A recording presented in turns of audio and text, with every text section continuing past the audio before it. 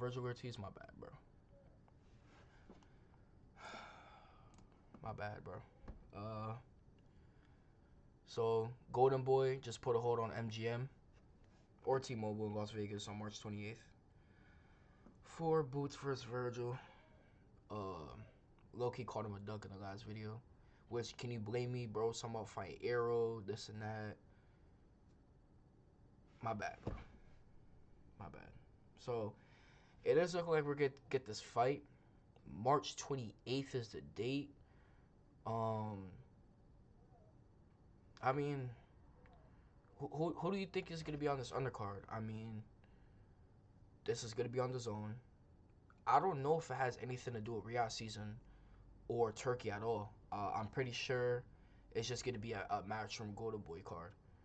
So I mean, who would you guys like to see? I'm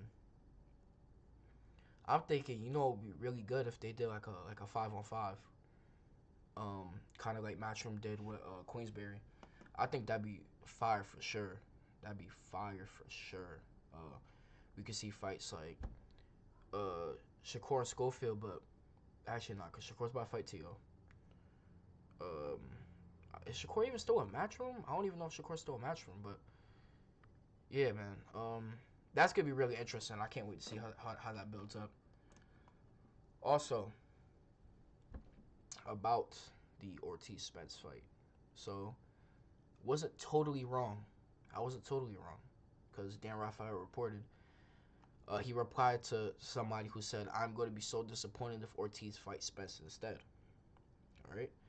Dan Rafael replied and said, "Not going to happen. Per source, the Zone, which has dibs on Ortiz fights, will not allow that fight to happen. The Zone is exerting intense pressure on Golden Boy to get the Ennis fight done." So, my theory, I think they would have ducked. I think if they had the chance, they would have ducked.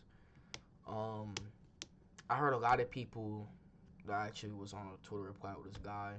He was a little salty. I think he blocked me, but he was saying stuff along the lines of, well, Boots duck Vergil twice. Here's my thing, like, people, I think some people lack a little bit of intelligence. You feel what I'm saying? Because I think that's facts. Boots did duck him, okay? But that doesn't mean that Vergil can't duck. Like, so just because Boots ducked him twice, that means Vergil can duck. That doesn't make no sense. I don't care. I don't care who duck who, to be honest with you. In the grand scheme of things, it doesn't matter. I want to see Vergil Ortiz versus Ron Ennis, because I think those are the two best fighters at 154 pounds. I think they're two generational fighters. That's why I want to see the fight. I don't want to hear none of that. I don't want to hear nothing else, really. I don't, all that talk of this person ducked this person and this person is really all irrelevant to me. And then in the grand scheme of things, it just doesn't mean much. It's not gonna matter. You know what I mean? Put the fight on. You know what I'm saying? Put the fight on. How I think this fight will go. It's a very good fight. I do think Boots would win. Let me put myself on full screen real quick so I can really talk to y'all. I think it's a good fight. I do think that Boots will win. It is hard to say though, cause Boots, right, is coming off a first round knockout of Lima. Vergil's coming off a second round knockout of Erickson Lubin. And, you know, you could say whatever. Lubin's been knocked out 8 years ago by Charlo in the first round. He got beat up by Fandora. But, I mean, he's still a top guy at 154. He's still a contender. I also seen Erickson Lubin post on Instagram that he's moving up middleweight. So, I think middleweight, that dude gets dribbled off. It's going to be bad. He might have to just retire, bro.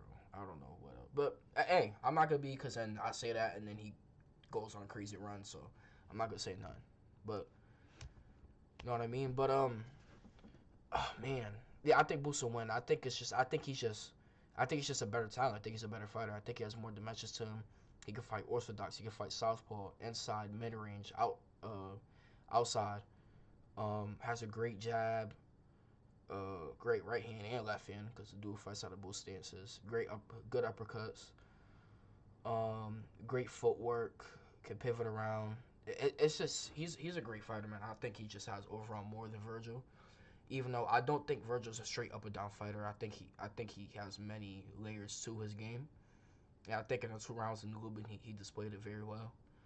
But I think Boost is like he's one of them. I think he could really go down as like a generational type of fighter.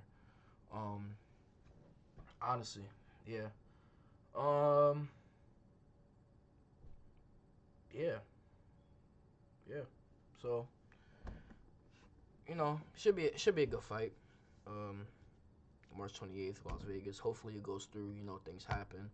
Team Ortiz was talking about they wanted 10 million. I heard his manager posted something like if it ain't 10 million, even looking at it. So I don't know what they on. I think the fight will get done though, cause there's nowhere. Boost came into the ring. They had their face off. They was talking whatever. There's no way it doesn't. Like if that fight does not happen, I'm coming up on here and I'm posting a 30-minute rant. You're gonna see me up here half an hour rant. Cause that'd be ridiculous if that fight really doesn't happen. Honestly, um, yeah.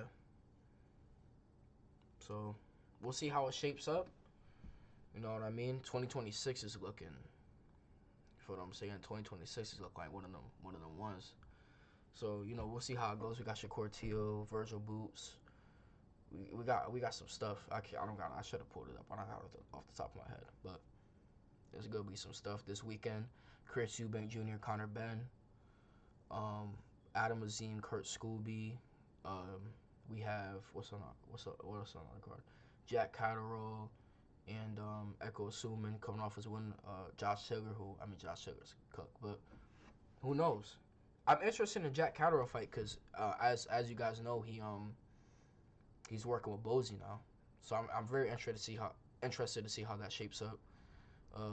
I don't know how that's gonna work. Like we'll see. We'll see on Saturday. But also on Saturday, on Top Rank Classics, you got Richard Torres is fighting. Emiliano Vargas is fighting. Who else? There's somebody. Oh my god, I'm missing somebody big. Damn, I should have pulled it up, bro. God. I'll break down that card. So I'm gonna break down that card, and I'm gonna break down the Chris Eubank Conor Benn card, the full card, up and down. Um, when we get closer to fight day, probably around like Wednesday, Thursday, around that. Yeah, probably around Wednesday, Thursday, because then I also want to talk about the weigh-ins or whatever. See if Chris Eubank misses weight again. That's a big thing. Um, I want also break down that fight. I think, yeah, because I really want to break down that Chris Eubank Conor Benn fight. I got a lot of things to say about that. And yeah, it should be a good fight week. Got fights all day. Got fights in the UK, and then at nighttime we have more fights on Top Rank Classic. So, and then next week, David Benavidez, Anthony Yard, Devin Haney, Brian Norman Jr., Abdullah Mesa, Sam Noakes, Ben Rodriguez, and Martinez. Fire. I'm so mad Benavidez not on that card. He was fighting Dion Nicholson on that card. That would have been, but he's not on there. I think he got injured or something like that. But that's gonna be. I'm gonna be pushing on a lot of videos that week. I think what I'm gonna do for that week, if there's not any boxing news, is release a video every day breaking down each of those 4 fights and what I think. Especially that Devin Haney, Brian Norman, bro. I don't know. I don't got a clue who gonna win. A lot of people saying, you know what, people. Y'all gotta understand you can't undermine fighters because if Devin Haney's your favorite fighter, right, and you're running him out saying Brian Norman's trash, he ain't fought nobody, he's a bum, right? If Devin Haney beats him, right, then he was supposed to do that. He's not gonna get no credit for that because you dumbed down the win so much. I mean, Brian Norman like he's such a bum that is whatever. And then if Devin Haney gets dribbled off the canvas, gets knocked down 18 times, and gets his jaw dislocated and looks crazy like he did in the Ryan fight, where his face is this big, then what? That all of a sudden Brian Norman Jr. is nice, right? Don't do that, man.